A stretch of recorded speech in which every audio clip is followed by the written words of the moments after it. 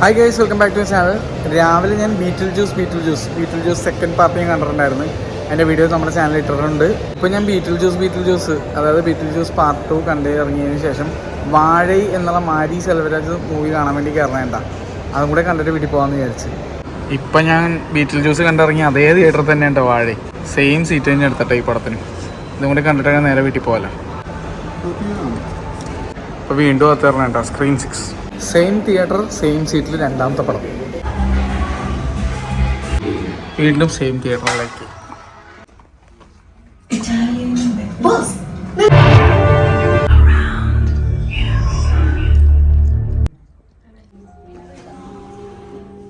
വാഴൈ മാരി സെൽവരാജ് പടം. മാരി സെൽവരാജ് ആരാണെന്ന് അറിയാൻ വളരെയായിട്ട് പറയാം. പരിയേരും പെരുമാൾ, കർണൻ, മാമണ്ണൻ ഒക്കെ ഡയറക്റ്റ് ചെയ്തിട്ടുള്ള ഡയറക്ടർ. വരാനിരിക്കുന്ന വിക്രമിൻ്റെ മകനായ ധ്രുവ് വിക്രവും നമ്മുടെ മലയാളത്തിലെ പ്രേമത്തിലൂടെ വന്ന അനുപമ പരമേശ്വരനും ചേർന്ന് അഭിനയിക്കുന്ന പുതിയ സിനിമ ഡയറക്റ്റ് ചെയ്യുന്ന ആള്. ഇങ്ങനെ ഇതുവരെ 4 പടം പിടിച്ചിട്ടുള്ളത്. 4 പടവും കിണ്ണം കാച്ചി സാധനങ്ങളാണ്. അതായത് മാമണ്ണനാണ് കുറച്ച് അങ്ങോട്ടും ഇങ്ങോട്ടൊക്കെ ഒരു ഇതുള്ളത്. പക്ഷെ ഫഹദ് വേറെ ലെവലായിരുന്നു. അതിനകത്ത് ഉദയാനിധി സ്റ്റാലിൻ മാത്രമേ എനിക്കൊരു ചിരി പിന്നേക്കായിട്ട് തോന്നിയുള്ളൂ. ബാക്കി വടിവേലു ആണെങ്കിൽ ശരി, ഫഹദായാലും വേറെ ലെവലായിട്ട് എനിക്ക് ഫീൽ ചെയ്തൊരു സിനിമയാണ്. ഇങ്ങനൊരു ടിപ്പിക്കൽ ഒരു സ്റ്റൈലുണ്ട്. ആ ഒരു സിഗ്നേച്ചർ ഈ സിനിമയിൽ കാണാനുണ്ട്. പിന്നെ തേനി ഈശ്വറിൻ്റെ സിനിമാറ്റോഗ്രഫി എൻ്റെ മോനെ വെറുതെ കിടിലം. സന്തോഷ് നാരായണൻ മ്യൂസിക്. ഇപ്പം ഏകദേശം നിങ്ങൾക്ക് കാര്യം മനസ്സിലായിട്ടുണ്ടാവില്ല അവസ്ഥ എന്താണെന്നൊക്കെ. തങ്കത്തിലൊക്കെ അഭിനയിച്ചിട്ടുള്ള കലിയരസനും നമ്മുടെ കബാലിനും അങ്ങനെ ഒരുപാട് സിനിമകളിൽ അഭിനയിച്ചിട്ടുള്ള മച്ചാനിനകത്ത് അഭിനയിക്കുന്നുണ്ട്. പുള്ളി ഒരു സെൻട്രൽ കഥാപാത്രമാണ്. പിന്നെ നമ്മുടെ സ്വന്തം നിഖില വിമൽ അടിപൊളി ക്യാരക്ടറായിരുന്നു, കിഡിലും. ഇത് കൂടാണ്ട് ഒരു ആക്ട്രസും കൂടെ ഉണ്ട്, ദിവ്യ ദുരൈസ്വാമി. 2 പേരും കിഡിലും പെർഫോമൻസ് ആണ്. ഇവരൊക്കെ ഉണ്ടെങ്കിലും ഈ സിനിമയിലെ താരം ആരാന്ന് വെച്ചാൽ ഇതിനകത്ത് സെൻട്രൽ ക്യാരക്ടർ അഭിനയിച്ചിരിക്കുന്ന ഒരു പയ്യനുണ്ട്. അപ്പം അതിൻ്റെ പേരെന്താന്ന് ഒരിടത്തും കൊടുത്തിട്ടില്ല. ഇവരുടെ യൂട്യൂബിലുള്ള ട്രെയിലറിന്റെ താഴെ പോലും ഒരൊറ്റ ഇൻഫർമേഷൻ ഇല്ല. ദയവ് ഇതൊന്ന് കൊടുക്കുക. ശിവനന്ദൻ എന്നുള്ളൊരു ക്യാരക്ടർ അഭിനയിച്ചിരിക്കുന്ന ഒരു പയ്യൻ. എൻ്റെ മോന് എന്ത് സാധനോടെ, എന്താണ് അവൻ ചെയ്തു വെച്ചിരിക്കുന്നത്. ഇത്തവണ മിക്കവാറും നാഷണൽ അവാർഡിൻ്റെ ഇതിൽ ബെസ്റ്റ് ചൈൽഡ് ആർട്ടിസ്റ്റ് മിക്കവാറും ഇവൻ കൊണ്ടുപോകും. അമ്മ അതൊരു സാധനമാണ് ചെയ്തു വെച്ചിരിക്കുന്നത്. അത്ര കിടിലം. ഈ സിനിമ ഒരു ദാരിദ്ര്യം നിറഞ്ഞ ഒരു ഫാമിലിയുടെ ഒരു അവസ്ഥ കാണിച്ചുകൊണ്ട് ഇങ്ങനെ പോകുന്ന ഒരു പടമാണ്. അതിൽ സെൻട്രൽ ക്യാരക്ടറായിട്ട് 2 സ്കൂൾ കുട്ടികളാണ്. കൂട്ടുകാരനായിട്ട് ഒരു ചെക്കൻ അഭിനയിച്ചിട്ടുണ്ട്. ഒരു രക്ഷയില്ലാത്ത അഭിനയമാണ് അവൻ്റെ പേരും ഒരിടത്തും മെൻഷൻ ചെയ്തിട്ടില്ല. ഈ സിനിമയിൽ ആകെ കുറച്ച് ക്യാരക്ടേഴ്സുകൾ. ഈ 2 കുട്ടികൾ, ഈ കുട്ടികളുടെ മാതാപിതാക്കൾ, ഈ കുട്ടികളുടെ ബ്രദർ സിസ്റ്റേഴ്സ്, പിന്നെ ഒരു കാമുകൻ, ഒരു സ്കൂൾ ടീച്ചർ. ആ സ്കൂൾ ടീച്ചറായിട്ട് നിഖില വിമലാണ്. ഇത്ര പേരൊക്കെ ഉള്ളു സിനിമയിൽ. എന്താടാ എടുത്തു വെച്ചിരിക്കുന്നത്. ഉന്നമേ ഒരു രക്ഷയില്ലാത്ത പടം. പക്ഷേ ഈ സിനിമ ക്ഷമ വേണം. ക്ഷമ ഉണ്ടെങ്കിൽ ഈ സിനിമ കണ്ടിരിക്കാൻ പറ്റുള്ളൂ. കാരണം ഈ സിനിമ ഒരു ടിപ്പിക്കൽ തമിഴ് മാസ് മസാല ചിത്രം പോലെ ഒന്നുമല്ല.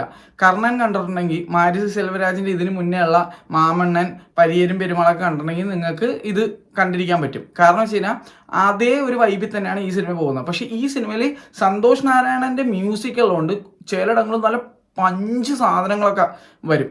പിന്നെ ഞാൻ കണ്ട DCP 4K ആയിരുന്നു. ഒരു രക്ഷ ഉണ്ടായിരുന്നില്ല. കിടിലൻ DCP ആണ് ഈ പടത്തിന് വന്നിരിക്കുന്നത്. തീർച്ചയായിട്ടും ഇത് മസ്റ്റ് വാച്ച് ഇൻ തിയേറ്ററാണെന്ന് ഞാൻ പറയും. കാരണം അതിൻ്റെ വിഷ്വൽ ഭംഗി, സൗണ്ട് അടിപൊളിയാണ്.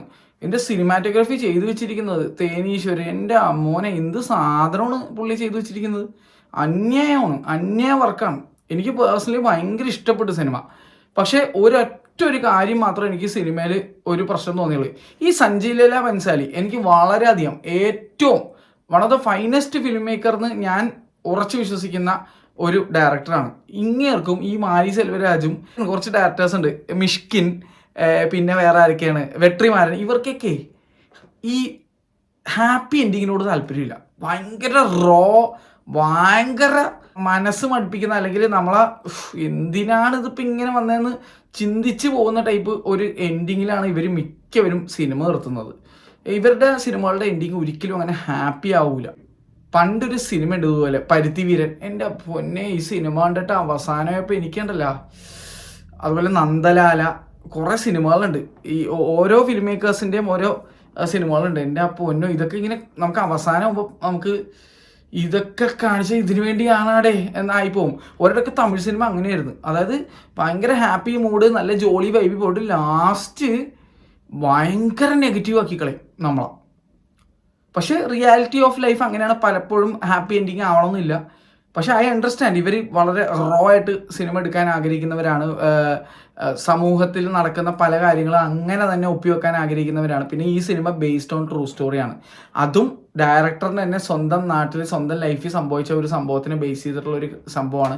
ഒരു ട്രിബ്യൂട്ട് മൂവിയും കൂടിയാണ്. പുള്ളി അതിനകത്ത് പേരുകൾ മാറ്റം വരുത്തിയിട്ടുണ്ട്, ചെറിയ മാറ്റങ്ങൾ വരുത്തിയെന്നല്ലാണ്ട് സംഭവം crux of the story same തന്നെയാണ്, ബേസ്ഡ് ഓൺ ട്രൂ സ്റ്റോറി ആണ്. അപ്പം അതുകൊണ്ടാവാം ഇങ്ങനെ അത് എൻഡ് ചെയ്തത്. പക്ഷെ ആ എൻഡിങ് മനസ്സ് മടിപ്പിച്ച് കളഞ്ഞു. അങ്ങനത്തെ ഒരു എൻഡിങ് ആണ് മോനെ. അപ്പോൾ ഹാപ്പി എൻഡിങ് പ്രതീക്ഷിച്ച് ഈ സിനിമയ്ക്ക് പോയിട്ട് കാര്യമില്ല.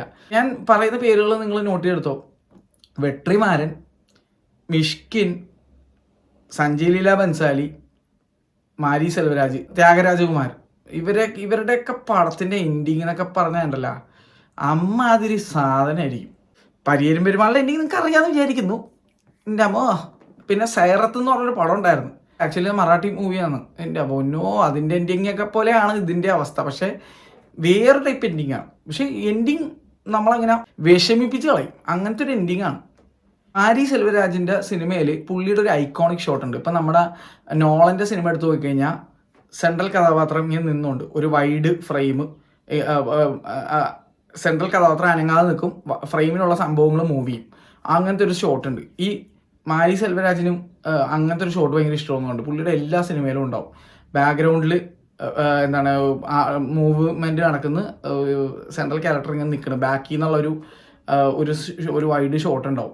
അതുപോലെ ബ്ലാക്ക് ആൻഡ് വൈറ്റിൽ കുറച്ച് ചിലങ്കയുടെ അല്ലെങ്കിൽ എന്തെങ്കിലും ഒരു ഫോക്ക് ശബ്ദം വെച്ചിട്ട് കാണിക്കുന്ന ഒരു സാധനം ഉണ്ടാവും. അത് ഇതിലും ഉണ്ട്. എൻ്റെ പൊന്നോ, കർണലിലൊക്കെ അത് നല്ലപോലെ ഉണ്ടായ ഷോട്ടുകൾ. അപ്പം പുള്ളിയുടെ ഒരു മുദ്ര പതിപ്പിക്കുന്ന ഷോട്ടുകൾ ഈ സിനിമയിലുണ്ട്. എൻ്റെ പൊന്നോ, അത് എടുത്തു വെച്ചിരിക്കണതാണ്. കിട്ടില്ല. മസ്റ്റ് വാച്ച് ഇൻ തിയേറ്റർ എന്ന് ഞാൻ പറയും. പക്ഷേ be prepare to be heartbroken, അതെനിക്ക് പറയാനുള്ളത്. അത് അങ്ങനത്തെ ഒരു രീതിയിലാണ് ഈ സിനിമ പോകുന്നത്. നമ്മൾ ഈ സിനിമയിലെ എല്ലാ ക്യാരക്ടേഴ്സിനും അങ്ങനെ ഇഷ്ടപ്പെട്ടിട്ട് ലാസ്റ്റ് ആവുമ്പോൾ നമുക്ക് എന്തുവാടോ ഡയറക്ടർ ഇങ്ങനെ കാണിക്കുന്നത്, എന്തിനാണ് ഇങ്ങനെ എൻഡ് ചെയ്യണമെന്നൊക്കെ നമുക്ക് ചോദിച്ചു പോകാൻ തോന്നും. അതുപോലത്തെ എൻഡിങ്ങാണ്. പിന്നെ ഭയങ്കര ലവബിൾ ആയിട്ടുള്ള ക്യാരക്ടേഴ്സാണ് ഈ സിനിമയിൽ. നമുക്കിങ്ങനെ ഭയങ്കര ഇഷ്ടപ്പെടും. പക്ഷേ അവസാനം ഇതാണ് അവസ്ഥ. സ്പോയിലർ ആവുന്നതുകൊണ്ട് ഞാൻ അതിലേക്കൊന്നും കൂടുതൽ പോകുന്നില്ല. പക്ഷേ നിങ്ങളത് കരുതിയിരുന്നു. അങ്ങനത്തെ ഒരു സാധനമാണ്. ആക്ടിങ് വൈസ് ഒക്കെ ഒരാൾ പോലും ഓവർ ആക്ട് ചെയ്യുന്നതൊന്നും കാണാൻ പോലും പറ്റില്ല. ബാക്ക്ഗ്രൗണ്ട് ആക്ടേഴ്സ് ആയിക്കോട്ടെ, എല്ലാവരും അടിപൊളിയായിട്ടാണ് അഭിനയിച്ചിരിക്കുന്നത്. പിന്നെ ഒരു ആഗ്രഹം എൻ്റെ മനസ്സിലുണ്ട് കേട്ടോ. ഈ മാരി സെൽവരാജ് എപ്പോഴും ഈ സപ്രഷൻ ഒപ്രസ്ഡ് ആയിട്ടുള്ള ആൾക്കാരുടെ സിനിമകളല്ലാതെ വേറെ എന്തെങ്കിലും ഒരു ടൈപ്പ് സിനിമ പിടിച്ച് കാണണമെന്ന് ആഗ്രഹമുണ്ട്. പുള്ളി എപ്പോഴും അടിച്ചമർത്തപ്പെട്ടവരുടെ സംഭവം മാത്രം പൊതുവെ പുള്ളി സിനിമയായിട്ട് എടുത്ത് കാണാറുള്ളൂ. പുള്ളി എന്തെങ്കിലും ഒരു വെറൈറ്റി ജോണർ ട്രൈ ചെയ്തതായിട്ട് ഞാൻ കണ്ടിട്ടില്ല. അതും ഒന്ന് ട്രൈ ചെയ്ത് നോക്കും മച്ചാനെ എന്ന് പറയും. കാരണം ഒരു നല്ല ഡയറക്ടർ, നല്ല കഴിവുള്ള ഡയറക്ടർ എന്ന് പറയുമ്പോൾ എല്ലാ വിധത്തിലുള്ള ജോണറിലുള്ള സിനിമകളും എടുക്കണം എന്നാണ് എൻ്റെ ഒരു റിക്വസ്റ്റ്. ഒരു ഹൊറർ സിനിമ എടുക്കുക, ഒരു വേറെ എന്തെങ്കിലും ടൈപ്പ് കോമഡി സിനിമ എടുക്കുക, എന്തെങ്കിലുമൊക്കെ ഡിഫറൻ്റ് ആയിട്ട് ട്രൈ, ഒരു മാസ് മസാല ചിത്രം എടുക്കുക. നിങ്ങളെ കൊണ്ട് ചെയ്യാൻ പറ്റും. നിങ്ങൾ നല്ല കഴിവുള്ളവരായതുകൊണ്ട് തന്നെ നിങ്ങൾക്ക് വെറൈറ്റി ആയിട്ടുള്ള സാധനങ്ങൾ കൊണ്ടുവരാൻ പറ്റും. അപ്പോൾ റാദർ ദാൻ ഒരു കോൺസെപ്റ്റിൽ മാത്രം പോകുന്നതിന് വരെ, എനിക്കറിയാം യു ഹാവ് യുവർ പൊളിറ്റിക്സ്, പിന്നെ കുറേ മെസ്സേജസ് കൺവേ ചെയ്യേണ്ട, അതൊക്കെ ഓക്കെ, ഐ അണ്ടർസ്റ്റാൻഡ്. ബട്ട് ഞാൻ അപ്പോഴും പറയാണ്, പുതിയ ജോണറിലേക്ക് ഒന്ന് എക്സ്പ്ലോർ ചെയ്യാൻ ശ്രമിക്കുക. Mari Selvaraj, if you are watching this, അത്ര എനിക്ക് പറയാനുള്ളത്. I'm a huge fan of you brother. എന്തായാലും അടിപൊളി പടമാണ്, എനിക്ക് ഇഷ്ടപ്പെട്ടു.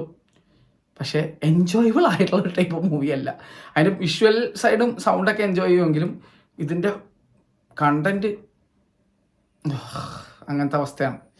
എന്തായാലും നിഖില വെനുമലിന് നല്ല റോള് കിട്ടി, നന്നായിട്ട് ചെയ്തിട്ടുണ്ട്, അടിപൊളി. ഇതുപോലെ നല്ല റോളുകൾ ഇനിയും കിട്ടട്ടെ. അപ്പോൾ മഞ്ജു വാര്യർ മാത്രമല്ല, പ്രിയാമണി മാത്രമല്ല, നമ്മുടെ ഇവിടെ മലയാളത്തിൽ നിന്ന് ഇപ്പോൾ നിഖില വെനുമലും അവിടെ ചെന്ന് നല്ല അടിപൊളി റോള് കൈക്കലാക്കിയിരിക്കുകയാണ്. അത് മാരി സെൽവരാജിൻ്റെ സിനിമയിൽ. ഇതിന് മുന്നേ നമ്മുടെ രജിഷ വിജയൻ കർണലിൽ ഓൾറെഡി അഭിനയിച്ചിട്ടുണ്ടായിരുന്നു. അപ്പോൾ മലയാളം ആക്ട്രസ് ഒരുപാട് നല്ല നല്ല തമിഴ് ഡയറക്ടേഴ്സിൻ്റെ കൂടെയൊക്കെ സിനിമ ചെയ്യാൻ പറ്റട്ടെ എന്ന് ആഗ്രഹിക്കുന്നു. സിനിമയ്ക്ക് വാഴ എന്നുള്ള പേര് വരാനുള്ള കാരണം എന്താണെന്നുള്ളത് ഞാൻ പറയുന്നില്ല, അത് നിങ്ങൾ സിനിമ കണ്ട് മനസ്സിലാക്കിയാൽ മതി. ഇതിനകത്ത് വിശപ്പിൻ്റെ ഒരു ക്രൂഷ്യൽ സിറ്റുവേഷൻ കാണിക്കുന്ന ഒരു സീനുണ്ട് അവസാനം.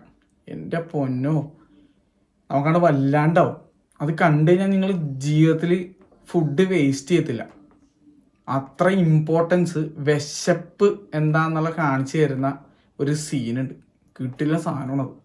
ഇത്ര എനിക്ക് ഈ സിനിമയെ പറ്റി പറയാനുള്ളൂ. നിങ്ങൾ മസ്റ്റായിട്ട് തിയേറ്ററിൽ പോയി കാണണം എന്ന് ഞാൻ പറയും. ഞാൻ ഇതിറങ്ങിയ ദിവസം മലേഷ്യയിലായിരുന്നു. ഇവിടെ ഇല്ലാഞ്ഞുകൊണ്ടാണ് ഞാൻ ഇപ്പോൾ ലേറ്റായിട്ട് കാണുന്നത്.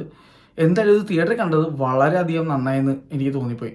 അത് ഞാൻ ഫോറമോളിൽ കണ്ടുകൊണ്ട് ലേസറിൽ കണ്ടുകൊണ്ട് ഭയങ്കര രസമായിരുന്നു, അടിപൊളിയായിരുന്നു. വന്നിരിക്കുന്ന DCP വേറെ ലെവലുമായിരുന്നു.